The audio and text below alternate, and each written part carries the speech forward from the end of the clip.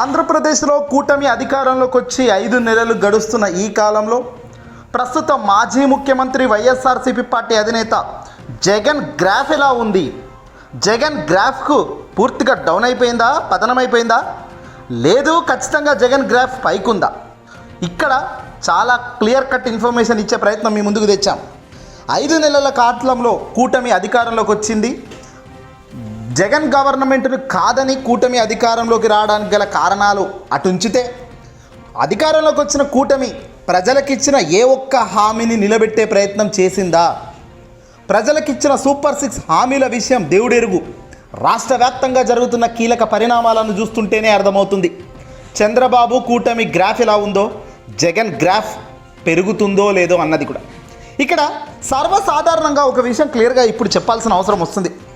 Jagan graph speaks అని ఇప్పటికిప్పుడు ఎన్నికలు జరిగితే గెలిచేది ఎవరు అనే ప్రశ్నకు వస్తే సమాధానం ఏంటి అనేది కూడా చివరిలో చూద్దాం. సాధారణంగా ఎన్నికలు అనేది 5 ఏళ్లకు ఒక్కసారే వస్తాయి.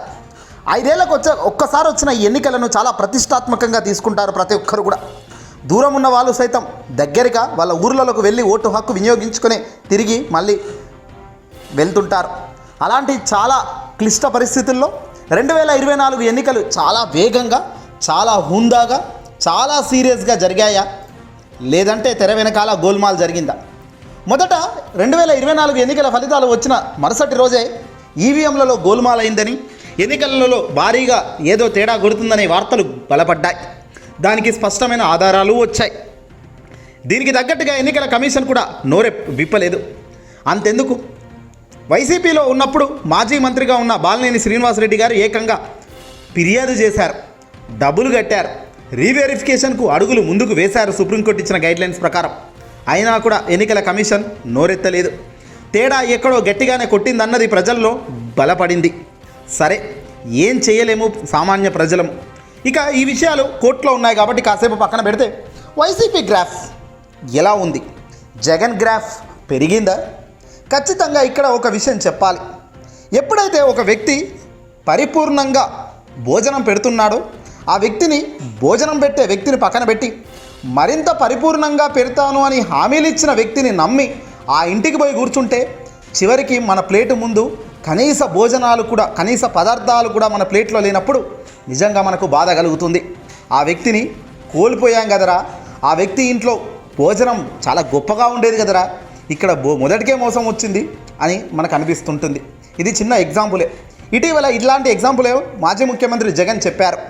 జగన్ అయితే పలావ్ బాగానే పెట్టాడు, చంద్రబాబు బిర్యానీ పెడతానంటున్నాడు, బిర్యానీ కూడా బాగుంటుందేమో, బిర్యానీ కొంచెం పలావ్ కన్నా కొంచెం టేస్ట్ బాగుంటుంది కదా అనుకున్నాడు. కానీ అల్టిమేట్గా పలావ్ బాయ్, బిర్యానీ బాయ్ మొదటికే మోసం వచ్చింది.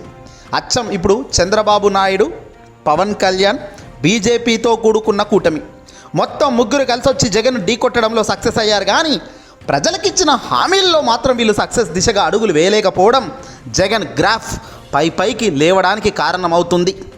తాజాగా ఇటీవల జగన్మోహన్ రెడ్డి గారు ఒక మాట చెప్పారు. నాకు చాలా ఫైర్ ఉందన్నారు. ఆ ఫైర్ వల్లే ఎప్పటికప్పుడు 4 నెలలు గడిచిన ఈ 4 నెలల్లోనే ఎన్నోసార్లు బయటకు రావడం, అప్రమత్తం చేయడం, క్యాడర్లు, లీడర్లు, కార్యకర్తలు అంటూ ఎవరికి వాళ్ళను మోటివేట్ చేస్తూ ముందుకెళ్లాల్సిన అవసరం ఎందుకు వస్తుందంటే, ఆ కాన్ఫిడెన్స్ నాకు అక్కడి నుంచి వస్తుంది కాబట్టి అని జగన్ క్లియర్గా చెప్పారు. అంటేనే దాని అర్థం ఏంటి? గ్రాఫ్ జగన్ వైపు మల్లుతుంది. ఇప్పటికే ప్రజల్లో ఒక వ్యతిరేకత భావన మొదలైంది. ఈ వ్యతిరేకత కోపంగా మారి, కోపం నుంచి వచ్చి ఆవేశంతో కూడుకున్న మాటలు రాబోయే రోజుల్లో వస్తాయి. ఇలా గతానికి ఇప్పటికీ ఉన్న తేడా, డోర్ డెలివరీ ద్వారా వచ్చే పథకాలు లేవు, ఇంటికి వచ్చి తలుపు తట్టి చేతిలో పెట్టే పెన్షన్ లేదు, చాలని జీతాలతో ఇంకా అదే ప్రైవేటు బతుకులు, మార్పు ఎవడికీ లేదు. 20 లక్షల ఉద్యోగాలు గంగలోకి వదిలేశారు. కూటమి అధికారంలోకి రావనగానే ఏకంగా సూపర్ 6 హామీలు అమలు చేస్తామన్న మాటలు పక్కన పెట్టేశారు. పైగా ఇప్పుడు చంద్రబాబు ఏం చెబుతున్నారు? జగన్మోహన్ రెడ్డి గారి హయాంలో జరిగిన తప్పుల వల్ల ఇప్పుడు సూపర్ 6 ఇయ్యలేకపోతున్నాను అంటూ భయంకరమైన అబద్ధాలు చెబుతూ ముందుకెళ్తున్నారు. ఈ అబద్ధాలు ప్రజల కంటికి తగిలాయి, ప్రజల మనసును కదిలించే ప్రయత్నం కూడా జరుగుతూనే ఉంది. స్కూలుకు వెళ్ళే ప్రతి విద్యార్థికి గతంలో జగన్మోహన్ రెడ్డి గారి హయాంలో ఏడాదికి 15,000 తల్లికి వందనం అనే కార్యక్రమం ద్వారా వచ్చేది. చంద్రబాబు అధికారంలోకి వస్తే సూపర్ సిక్స్లో భాగంగా తల్లికి ఎంతమంది పిల్లలు ఉంటే అంతమంది పిల్లలకు 15,000 ఇచ్చేస్తానని ప్రకటించిన చంద్రబాబు తీరా 5 నెలలు అవుతున్నా ఫస్ట్ టర్మ్ ఫీజులు కాదు కదా, పిల్లల భవిష్యత్తుకే గంగలో కలిసే కార్యక్రమానికి శ్రీకారం చుట్టారు. రైతుకు ఏటా 20,000 అన్నారు, ఇప్పుడు సమాధానం లేదు. ఇంటికి 3 ఉచిత గ్యాస్ సిలిండర్లు అన్నారు, ప్రతి మహిళకు నెలకు 1,500 అన్నారు. అది 18 ఏళ్ళు నుండి 58 ఏళ్ళ వరకు ఉన్న మహిళలకు అందరికీ ఇస్తామన్నారు. ఇవన్నీ కూడా చిల్లరగా ఇప్పుడు పక్కన పెట్టేసి గొప్ప మాటలు ఎన్ని చెప్పినా ప్రజలు నమ్మరు కదా. ఇక్కడే మొదటి బీజం పడింది.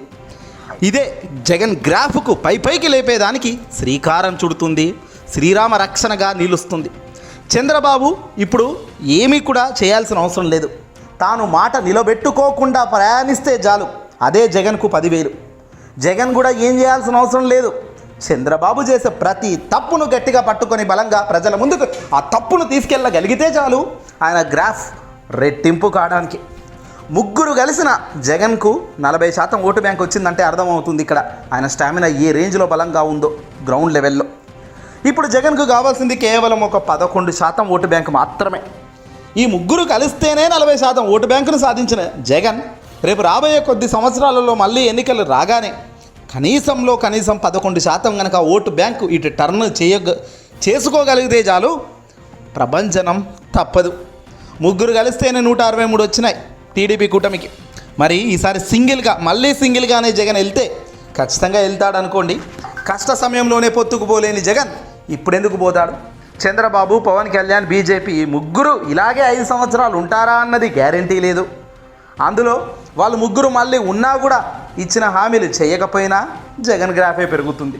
వాళ్ళు ముగ్గురు జత కట్టి లేకపోయినా జగన్ గ్రాఫే పెరుగుతుంది. ఖచ్చితంగా ఇవన్నీ కూడా జరిగితే మరింత రెట్టింపుతో ఉత్సాహంతో జగన్ అఖండ విజయానికి దారితీస్తుంది తప్ప జగన్కి ఇక్కడ గ్రాఫ్ డౌన్ అయ్యే ఛాన్సెస్ కనబడడం లేదు.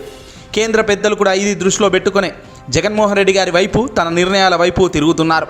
తాజాగా టీటీడీ లడ్డూ విషయంలో అదే జరిగింది. జగన్ లేవనెత్తిన ప్రశ్నలే సుప్రీంకోర్టు పెద్ద ధర్మాసనంలో విచారణలో సందర్భంగా అవే ప్రశ్నలతో కడిగి పారేసింది. ఆవేశంతో రగిలిపోతున్న డిప్యూటీ సీఎం పవన్ కళ్యాణ్ సైతం నేను జగన్ని ఎప్పుడు వ్యక్తిగతంగా కానీ ఎప్పుడు అసలు జగన్ను నేను ఏమీ అనలేదు అని డైరెక్ట్గా చెప్తున్నాడు. జగన్ను నేను ఏం అనలేదంటే దాని అర్థం ఏంది?